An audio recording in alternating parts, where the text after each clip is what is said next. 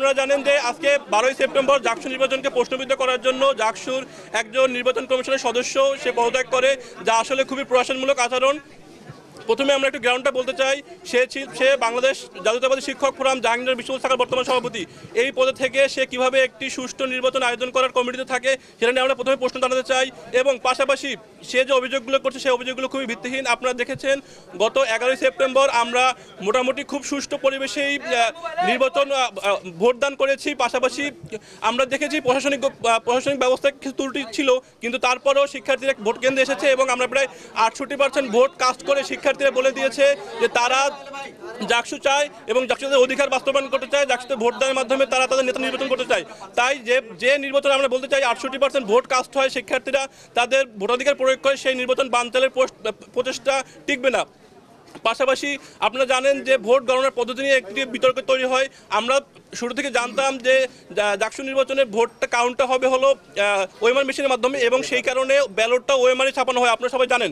কিন্তু আমরা ওএমআরে ভোট দেওয়ার পরে হঠাৎ করে জানতে পারি যে ভোট ওএমআরে নয়, ভোট ম্যানুয়ালে কাউন্ট হবে। আপনি জানেন যে একটি নির্দিষ্ট ছাত্র সংগঠনের দাবির প্রেক্ষিতে তারা ম্যানুয়াল পদ্ধতিতে শিফট করে, কিন্তু সেক্ষেত্রে আমাদের সাথে বা অন্য সকল অংশীদারের সাথে কারোর সাথে আলাপ করা হয়নি। এবং পাশাপাশি ম্যানুয়াল ভোট করার ক্ষেত্রে যে ধরনের বাধ্যবাধকতা, যে ধরনের প্রস্তুতি থাকা দরকার, তার কোনো প্রস্তুতি প্রশাসনের ছিল না। আপনারা দেখছেন যে কালকে আমরা বিকাল 5টায় নির্বাচন শেষ করেছি, আজকে প্রায় 30 ঘন্টা অতিবাহিত হচ্ছে। আমরা মাত্র এই কয়েকটা আমাদের হল সংসদগুলো শেষ করতে পেরেছি, এখন আমাদের কেন্দ্রীয় সংসদের সকল ধরনের ভোট গণনা বাকি। তো সেই দায় তাদের নিতে হবে। একজন নির্বাচন কমিশনের সদস্য কখনোই সেই দায় থেকে মুক্তি পেতে পারে না। এবং পাশাপাশি শেষ মুহূর্তে এসে যুদ্ধের ময়দানে লেজ গুটিয়ে পালানোর মতো সে নিজে পদত্যাগ করেছে।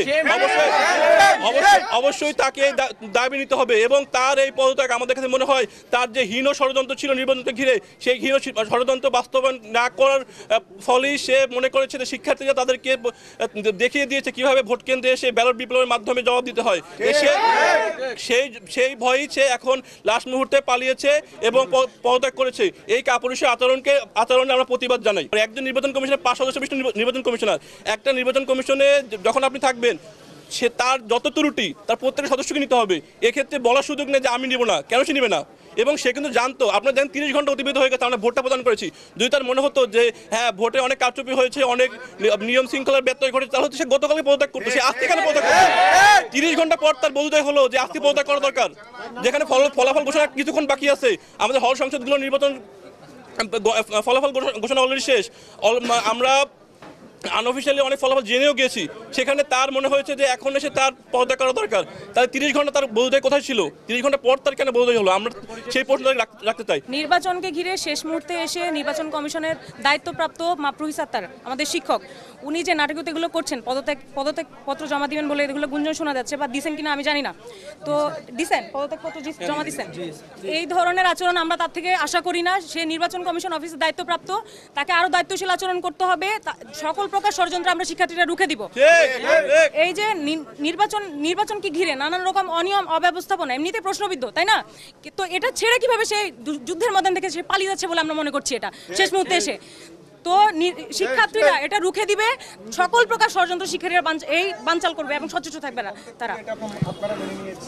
আমরা মেনে নিচ্ছি না, কারণ সে যদি পদত্যাগ করে তাহলে নির্বাচন কমিশন অফিসের যে একটা বডি গঠন করা হয়েছে সেটা কিভাবে ফাংশন করছে, তাহলে এটা আমরা মেনে নিচ্ছি না।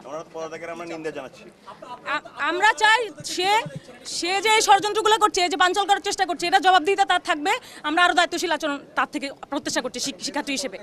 হ্যাঁ হ্যাঁ, আমরা আমরা তীব্র নিন্দা জানাচ্ছি তার এই সিদ্ধান্তের।